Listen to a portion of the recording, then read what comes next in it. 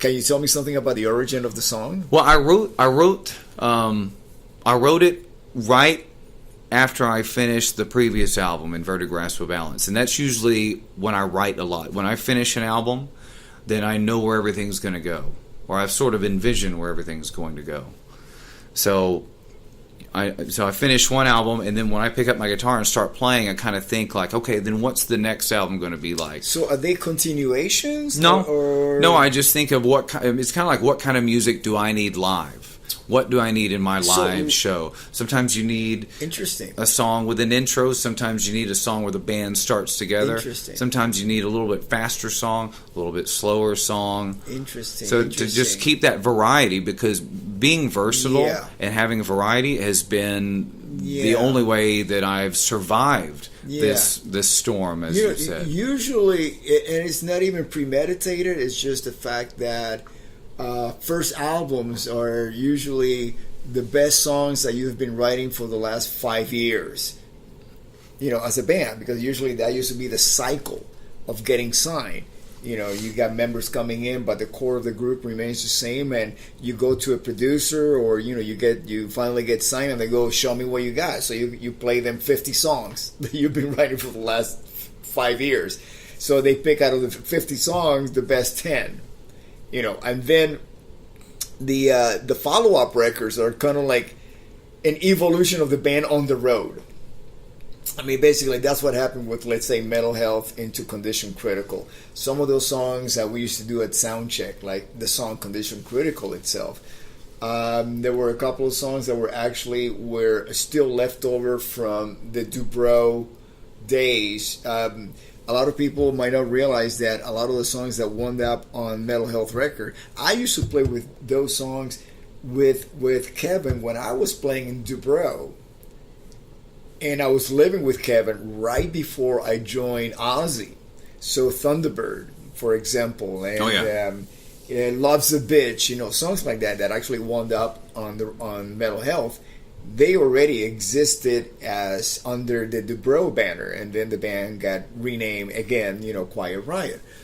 But there were a few that actually went over into Condition Critical, And usually, what happened with a band, by the time you got your third, fourth record, basically the best songs were actually on the first album, especially if it's a hit.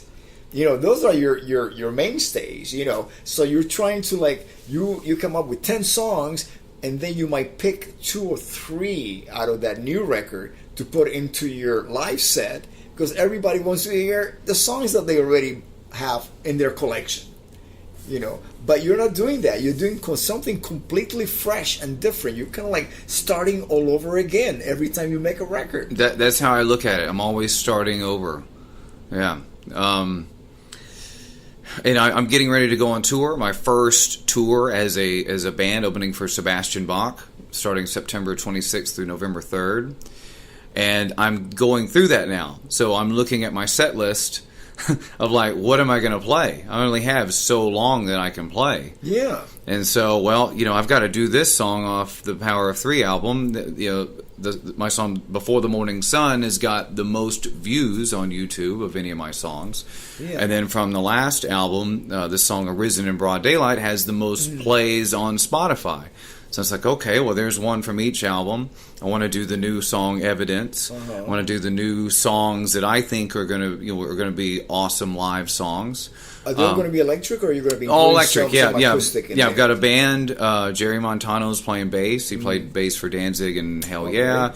John Detty is on drums. USA. So I've got a drummer who played with Slayer, Testament, and Anthrax, and a bass player who played on the same show. He would play with both bands. Yeah. He would go and open up with Anthrax, do the set, and then go on and play with Slayer on the same night. Yeah, so I'm so excited to play this material every night, and I can't wait. I can't wait to just get to the point to where, when we're playing 5 shows in a row and just the band is super tight. I've never had that before. I've never been able to do that. So and that's you're singing too. And I sing and play guitar. Yeah. And I am going to do something acoustic in between also, because for the acoustic album, I want to do a song off of that. And the track that's out now, it's the first track on the album. The song's called Depth Perception. I want it to be like a, this people are saying as I'm doing like press for it, that it's an acoustic album, but it feels like a heavy album, and that's what I wanted it to be like. I didn't want it to be like an acoustic album that's like you chill out to. There's those parts, but I've already done that. Now I want something where, that's kind of like what my first album was, kind of like just your morning. You put that on first thing in the morning, kind of, or late at night, sort of thing. Yeah. And this is something where on this song Depth Perception, where I'm just like shredding on the guitar, like it could be a heavy song. And actually, our friend Kelly Rhodes had a lot to do with this, because Kelly. So we were doing the Randy Rhodes Remembered show in Vegas in March. Yeah, and Kelly and his wife Vera were they rode with me. I'm driving, and Kelly said, what's some of the stuff you're working on now? So I played him a few things, and I thought Depth Perception, like I was going to work on it a little more, because that's a song I wanted to just kind of keep experimenting with and see what I came up with. And he goes, "Can I hear that again?" And so I'm like, "Well, yeah, okay." So then he played it again. He had me play it over and over again, and he's like, "I think that's the best thing you've ever done." He goes, "Do not change a thing."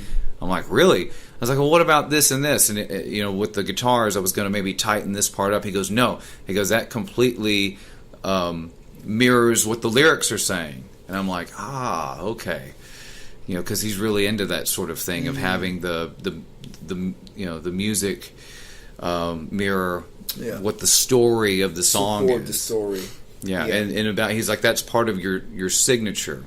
Yeah. And I took lessons from Dolores. Yes. And that's how Kelly and I first met, because we were both taking piano lessons from her at the same time. And that's one of the things that I got from her, is that you're finding your signature. What's that thing that you do over and over again that just comes natural? Yeah. And that's part of your style. That's part of your magic.